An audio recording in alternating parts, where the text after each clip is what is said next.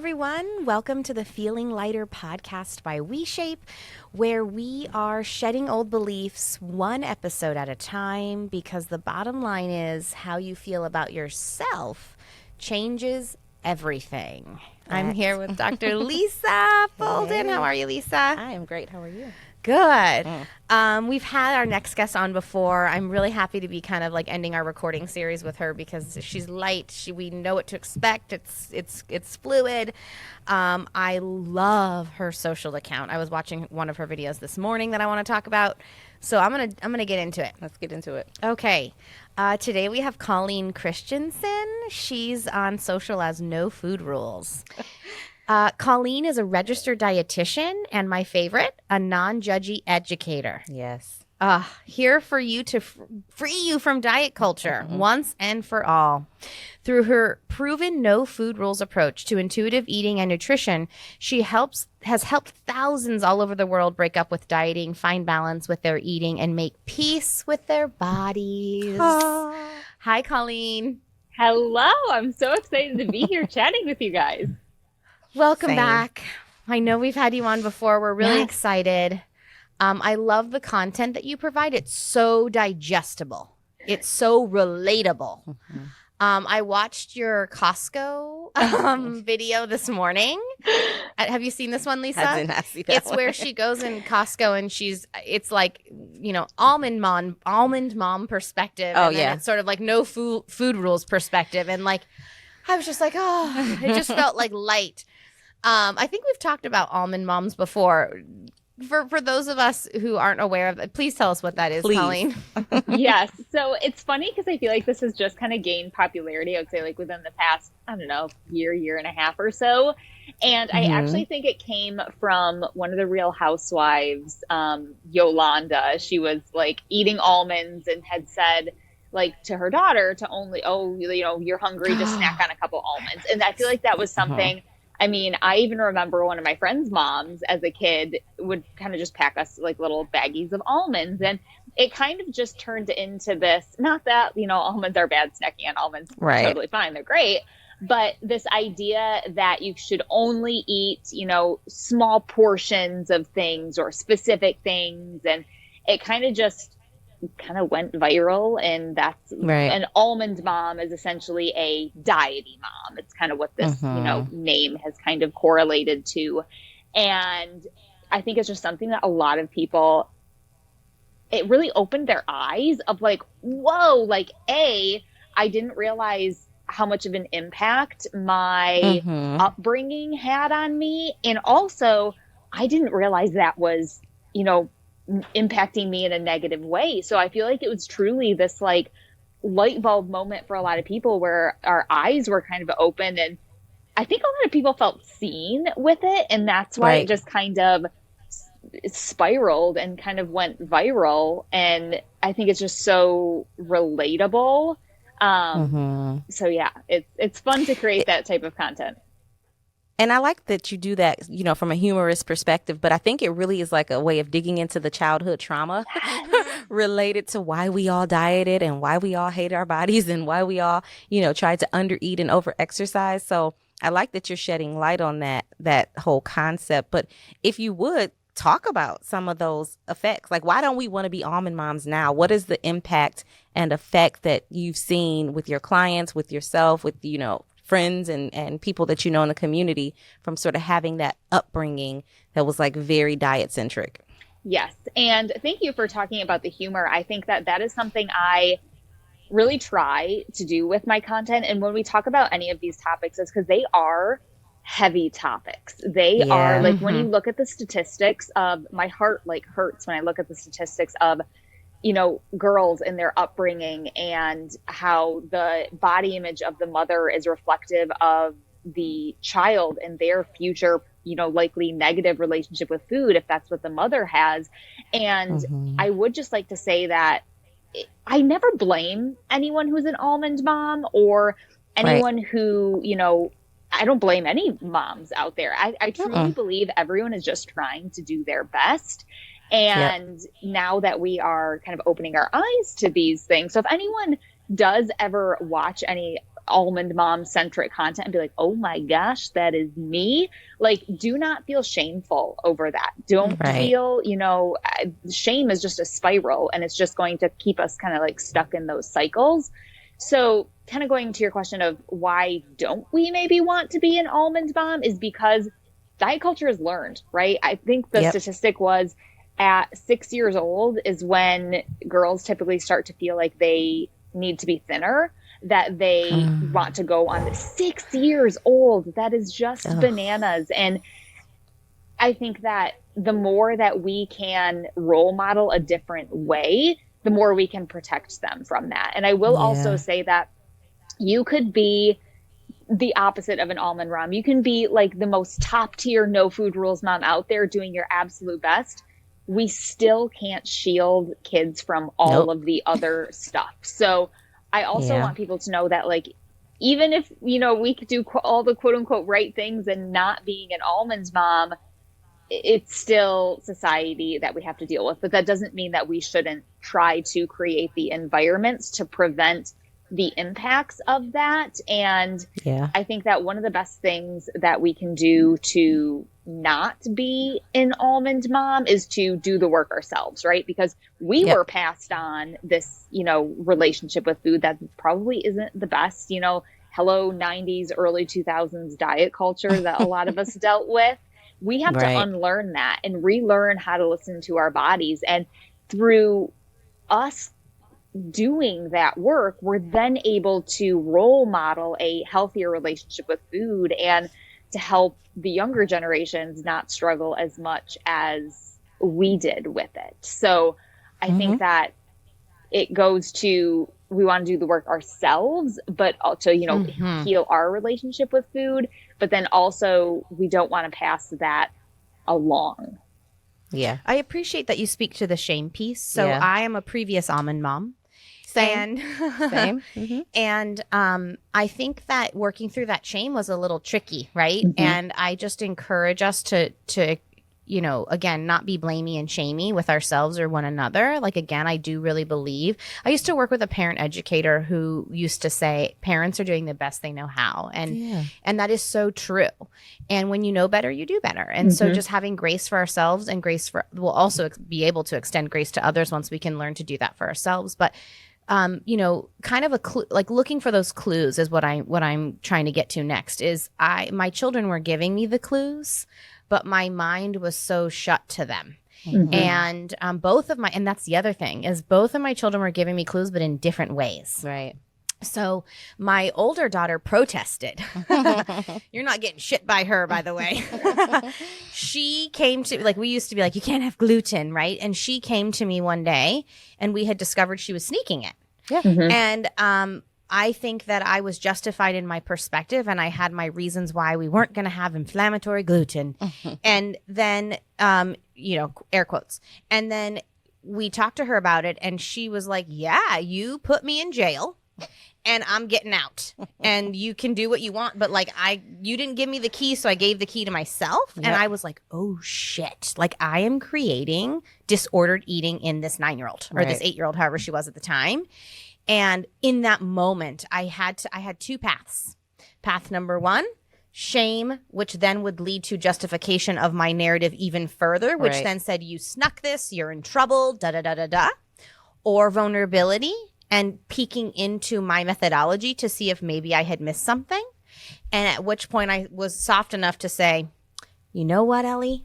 You are teaching me something really valuable right now. You were in jail. You did try to tell me. I didn't listen to you. And we need to come up with a new path here. And right in that moment. But that was my clue. And she'd actually given me clues along the way. My other daughter gave me very different clues that actually validated my narrative, which were, and she was 3 or 4 at the time. Oh, well, does this have too much sugar in it? And in a way, that shocked me more because the older daughter was protesting and I could kind of be like, well, you're just, I need to be the parent here and come in and lay the law. With that one, I was like, very bizarre to hear a word like that come out of a 3 or 4-year-old's mouth. That actually, even though she was like, I'm like, oh, she's doing what I want. it shocked me when I heard her say that. And in that very moment too, I was like, oh, you're feeling concerned about sugar. We don't need to feel concerned about sugar. Your body needs sugar. Like so anyway, the clues are there, parents. Children are reflective mirrors. And if you can soften and get vulnerable to the fact that we're all doing our best and there's no shame in changing the path, I think that is a really important thing to think about. Absolutely. Yeah. I love that so much. And I think that a lot of us we have these iterations in our lives. And I think majority of us have had that past to some degree of having a diety mindset in some way. And I think that it can feel strange, almost like an identity crisis sometimes, because a lot of us do put so much of that into, who we are. It is your identity. We take it on. And just get curious. Even if anyone out there is listening to this and they're like, okay, but I still think sugar maybe isn't great for you. Just get curious about it. What if we just said, okay, let me explore this further? I'm not saying you have to totally change your weight. And I think that is one of the best pieces of advice that I have to anyone out there who's like maybe on the fence of like, okay, yeah, like I am an almond mom, but like I also don't want to pass along these ideas to my kids, or having that 3-year-old talk to me about sugar that was kind of like, whoa, just get curious, dip your toes in. It doesn't mean we have to go from one side of the spectrum to the other, but the more that we can, I love how you said soften, because that feels less scary than even like change or, redirect. Just soften. Let's just lean into this a little bit more. I love that phrase.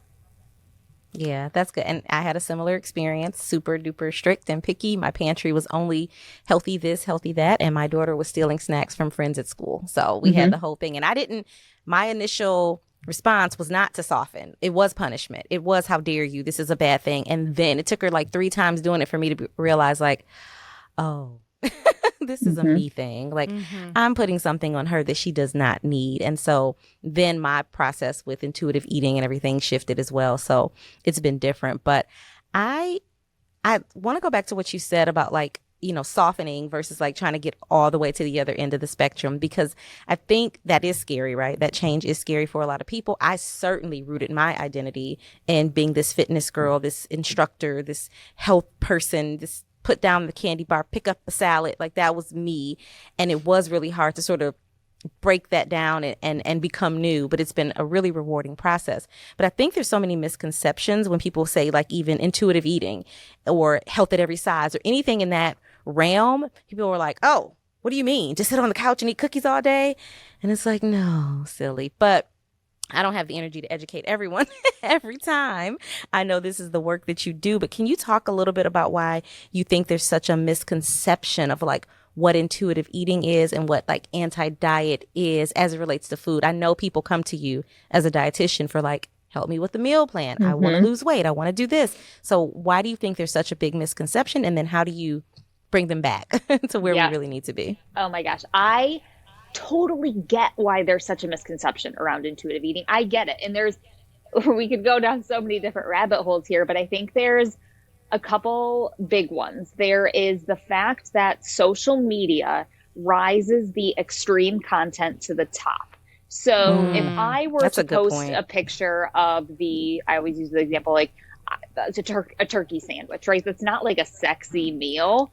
That's probably not going to do very well on social media. But if I post a picture of a donut, okay, that's going to rise to the top, right? So these extremist ideas are what rises. And that's typically, eat the donuts, eat the cookies, eat all those things. So when people see intuitive eating, they see all of this, I don't want to say clickbaity content, because I don't think it is clickbaity, but you know what I mean? It's the more extreme types of content that typically get pushed to the top. So I think that when you're just scrolling through your explore feed or, the suggested whatever platform you're on, those are the things you're going to see. You're not going to see the turkey sandwich that someone had for lunch, because that's not going to get the clicks. That's not exciting. Right. And that's also not to say that people are just posting stuff that are going to get clicks. That's just how the cookie crumbles of the algorithm, what rises to the top.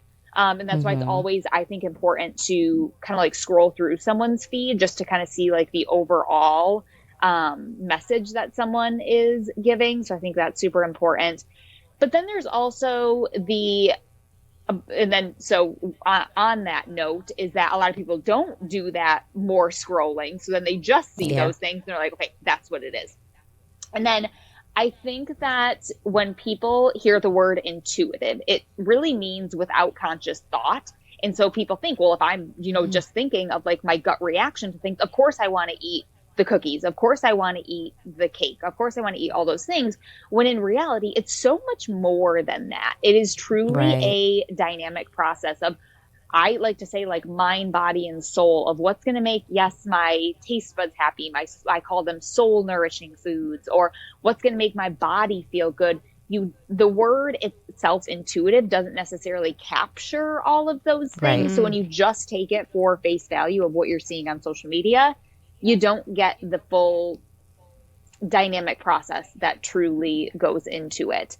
And I think there is, I guess, a third one that I would say is that, unfortunately, there is a lot of people on social media who are taking the non-diet space and kind of corrupting it and using it because it is trendy, right? It is something that people can feel like they can kind of like lean into. And it's just so unfortunate that people kind of corrupt it in that way. But it is something that can kind of get skewed a lot of times for kind of like personal gain. So I get why there is that misconception with people. And I always kind of like explain it just in that way if I were to talk to someone. And I always say, intuitive eating is going to look like something different to every single person. I want it to be, every single day. And it should be something to you that makes you feel good, both mentally and physically. And that is what we're trying to get to here. And you get to decide what that looks like. And I think when you also allow someone to realize like, oh, so like I get to decide what that looks like to me. You're not telling me this is what intuitive eating should look like. It gives someone a little bit more empowerment. Their guard tends to come down, and then they're open to learning more about it versus just, this is what you should do. This is, how it should be. It becomes more freeing. Yeah. I would like to put some language to, I've only been a couple years on this journey. And so I still really am undoing some of the work I did, especially with my oldest child. And so I'd love to throw out an example to you, and you can provide me feedback if you feel up for it. So my older daughter tends to choose the categories of food is very limited. They tend to fall in one macronutrient category all the time.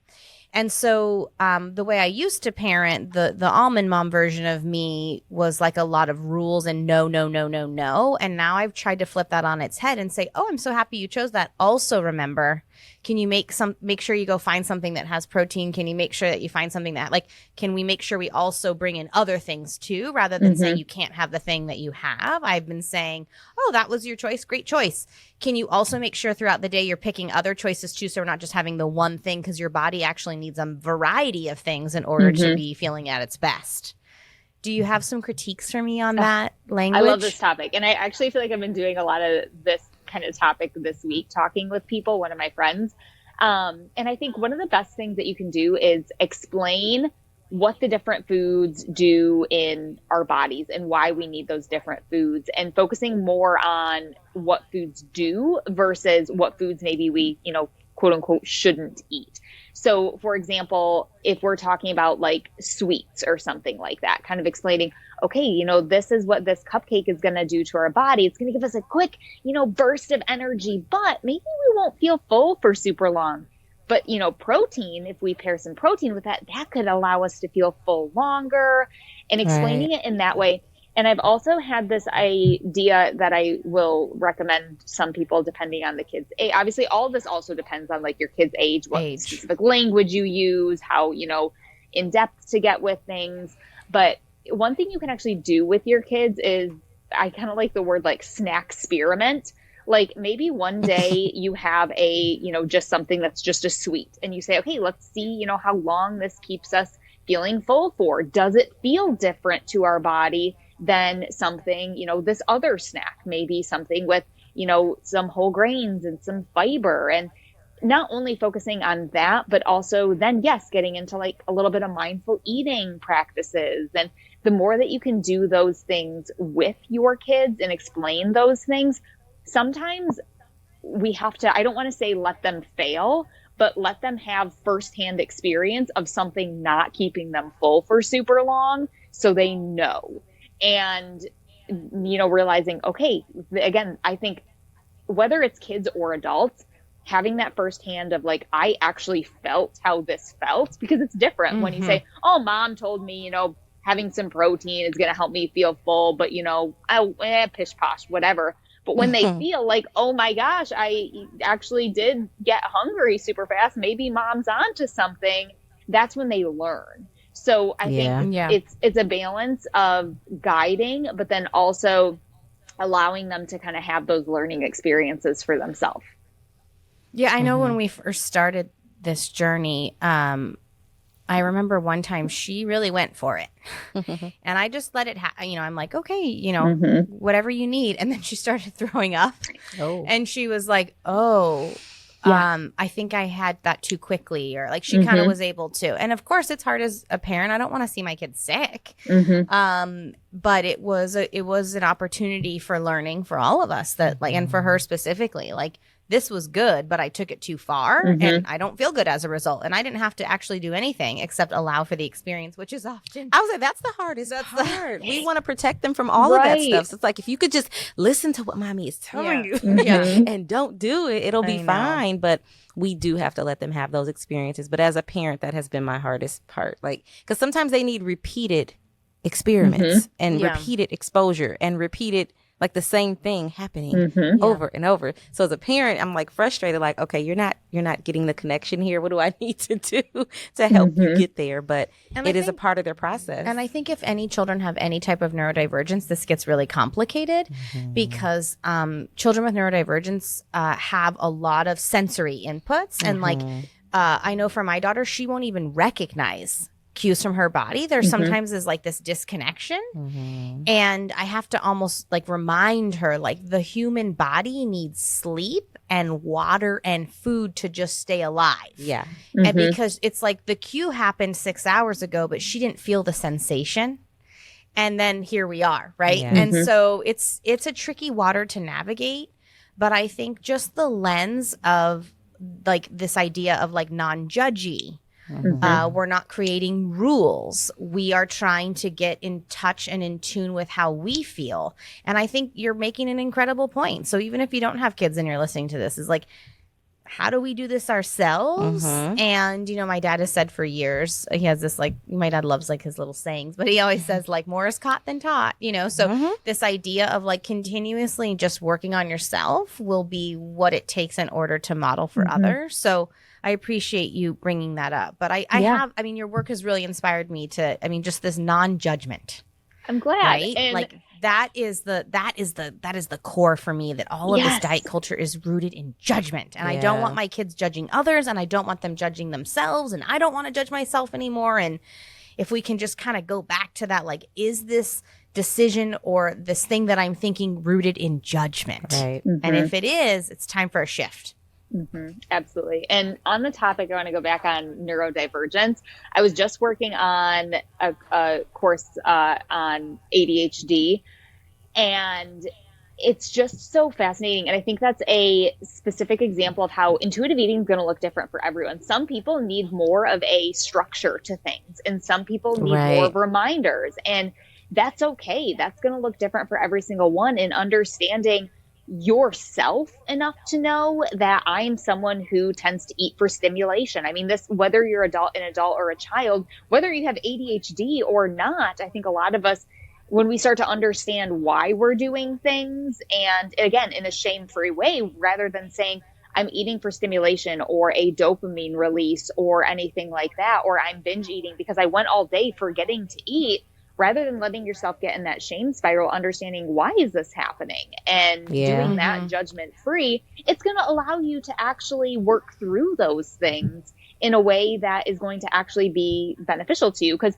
shame is just going to cause more negative feelings. That's just going to make us want to go to food for comfort even more. And it's just this spiral that continues. Yeah, it sounds like neutralizing these behaviors and then getting curious as to why we're doing them instead of saying like, oh, I'm emotionally eating. I'm so bad. I'm so stupid. I should be doing it. We don't get anything good from that. So I love that you're saying that. I want to go back to the intuitive eating piece because I think, you know, like you said, you understand why people have the misconception. But we're on this spectrum of like daily free for all, like every day wake up and eat whatever I want to eat, no questions, no consequences, no comments. And then like the other end of the spectrum, living this extremely restrictive diet. Where does intuitive eating like really land? And then how do you help your clients sort of create that balance, if you will, for themselves? Absolutely. And I always like to say you can wake up and do whatever the heck you want. If you want to go to Costco, buy 3 cakes and eat them all, go for it. My question to you, is that what you want to do? Like, you can do that if you want. Is that going to feel good? Is that what you genuinely want to do? Or do you like the idea of it? And I think that a lot of the time we like the idea of those things, the permission. of being like, of being like, haha, I can do this now. Or, you know, I mean, I don't know if you've walked past the Costco bakery lately, but you walk past there and you get a smell of that frosting and it is like heaven. I can smell it now. Yeah, right? It's like, oh my gosh, I want that. But then when you put it into the doing of it, you're like, maybe that doesn't actually sound so good, right? And sometimes it does, right? Yeah, right. Yep. I've had that happen a lot too. Like, oh, does this sound good, or do I? And then it's like, oh, it does, and then a lot of times, oh, it doesn't, right? Yep. And then you get to decide how much of that sounds good. Again, if you want to go and eat as much as you want, you absolutely can. You're the one who gets to decide all of those things. So I think that giving yourself that permission to decide, and again, going back to all of those things, let's take into consideration our, you know, thoughts, our feelings, our mind, body, our soul.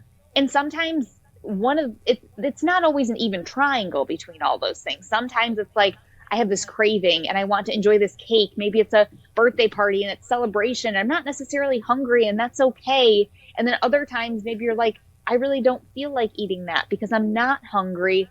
It's not necessarily an even balance of all those things. They're going to ebb and flow. But when we can tune into all of them, that's how you find the balance. That's how you find that even middle ground between just, you know, eating all the things all day long, having these food rules, and it becomes so much more of a effortless balance because you understand where your decisions are coming from. You understand how it makes you feel.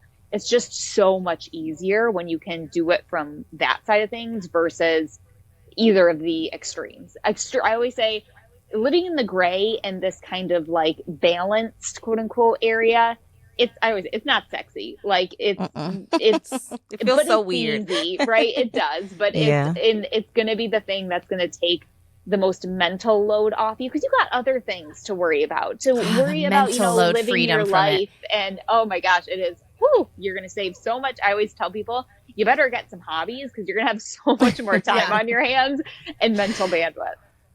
You don't even know how much energy and mental load you put to it until you're not doing it anymore. And then you're like, I literally felt like I actually felt empty space in my mind where I was like, you don't have to think. And like my priorities shifted so much from exactly what I was eating to, you are feeling hungry. You haven't eaten in a number of hours. Like, how can you be better prepped for tomorrow because you felt so bad that you'd waited so long? And the older version of me was like, oh, you intermittent fasted and you did this. And it's like, oh my God, that is so, anyway. Yeah. So like, it's actually funny where you land because it's not where you think you're going to land. Like, not at all. Like, you know, I used to like, oh, I have to eat this. And now it's like so funny where I just land. I land in a pretty balanced place of like pretty equal protein. Like I just land there.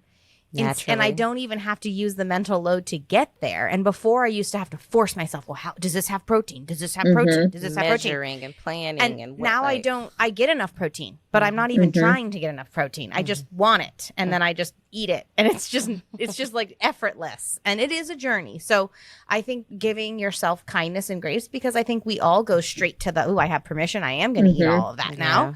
And that's okay. It is part of the journey. But I think the biggest, I don't know for you, Lisa, for you, Colleen, but the biggest thing for me was the mental load and the mental liberation I got from from walking away from diet culture, walking Right. away from food rules. Yeah. For me, that was the thing for sure. It's about creating like a freedom that I just never experienced. And we talk about this on other episodes. I think a part of it always goes back to childhood, right? I definitely grew up in chaos. And for me, safety looked like structure. Safety looked like rules. Safety looked like yeses and nos, black and white, all or nothing. This gray thing was extremely challenging for me to navigate because how do I know I'm safe there? And so letting go of food rules has been such a process, but it's really been liberating. So I'm grateful for the journey, but I know that, you know, Lisa 20 years ago would be like, what is wrong with you? Like, what are you doing? Why have you let yourself go? Get yourself back together, get back on the diet, get back to counting calories. And now I know, like, I would never want to live that life again. And like, I just feel like even my relationship with my children has improved on this one thing. You know, we recently did this thing. I highly suggest it. We did a yes day for our kids. Oh my God, my kids have been begging for this. And I've said no. Yeah. Well, I joked with him the next day. I was like, today's a no day. No, I'm kidding. But like, I think that it's the same type of mentality. Right. We think that they're going to go crazy. And they didn't go crazy at all. They picked the same things we do all the time. And I was like, you guys have permission. Okay. But it was so great for them to see their mom and dad. Like of course they picked a lot of fun things that we could go do and a lot of things that, you know, that were involved in. Like an older version of myself would have been like, we're not eating that. We're not going to that place. And we just went and we had the best time. And our relationship benefited from it. Okay, I'll do it. Our relationship did. But my point is that like my old self would have been like, it's a yes day, but we're not going to this restaurant. We're not eating this thing. We're not. It's like, Right. and I would have let the food get in the way of having, and guess what? That would have interrupted my ability to connect with them. And we know the research on what people really value at the end of their lives. And it's not the diet that they did. It's the quality of the relationships they have with people. Yep. And food rules interferes with the ability to have the depth and the quality of the relationship that you want. And it deeply impacts your relationship with your children, whether you want to see it or not. And so it's like, if you want to remove the barriers and have that quality relationship, if we know the research says this is the most important thing at the end of one's life, the food rules get in the way. So just your Instagram handle alone, no.food.rules, no food rules, is an opportunity and permission to deepen and strengthen those connections with our children, with our loved ones, with our friends, because it gets in the way and we don't even know it. Could not agree more. Beautifully said. So, well, Colleen, before we let you go, we got to ask the big question around here, which I'm sure you have dozens of these answers, but what is a belief that you once had that you no longer have that has really impacted your life in a meaningful way? Oh my gosh, there's so many. I think honestly, one of the biggest things is that I would have to say you are enough. Like I am someone who has always struggled with just not feeling, I think a lot of people can relate to this, and especially I feel like it's just gotten worse with social media, that we're not enough and we're always striving for something else. And I think that can play into a lot of times food rules, right? Because we are trying to exert more control or do better at something we feel like we can exert this control over. But when and I think that's a key part of the process of making peace with both food and your body is truly understanding that you are enough as you are. That doesn't mean you can't want to make improvements in yourself. That doesn't mean that you can't want to change things in your life, but knowing at your core that the way that you are today is enough and you have inherent self-worth just being who you are, I think is huge. And I think that has allowed me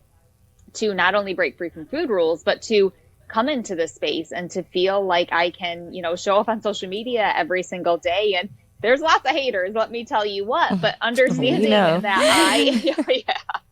understanding that you truly valuing yourself. I think that is just not looking for this external validation and just knowing that you are enough just as you are. I love that. That's so good. Thank you so much. Where can our listeners find you, and tell us about your app, because I'm in your app. It's an incredible. I know you just launched this, so tell everyone about it. Yes. So you can find me at no.food.rules, Instagram, TikTok, Colleen Christensen on YouTube. And then my app, yes. Oh my gosh, we launched. I have had a membership for years now. We launched it as an app in just January of this year, and we're continually. I'm absolutely loving it. Just figuring out what is the easiest way that I can get this information to people, the way that it's going to fit into your everyday life, and just rolling out new features to not only give you step by step, it's all bite sized. Everything is 5 minutes or less for you to do, fits into your day super easily.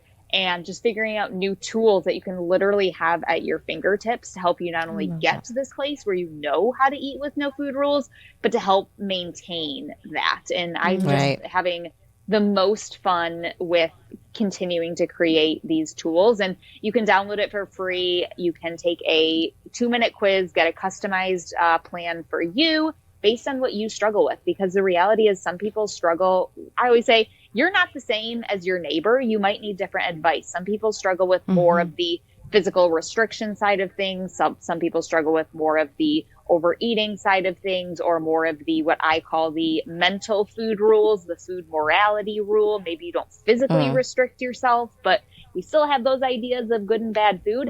Everyone is different. And when you can approach your journey with what you need, that is typically when people start to think like, okay, the light bulb is starting to go off. I get it.